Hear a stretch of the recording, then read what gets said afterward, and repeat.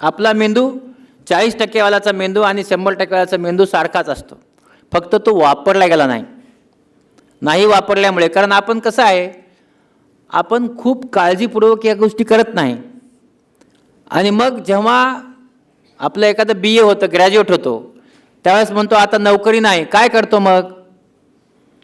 कारण नोकरी नाहीच आहे.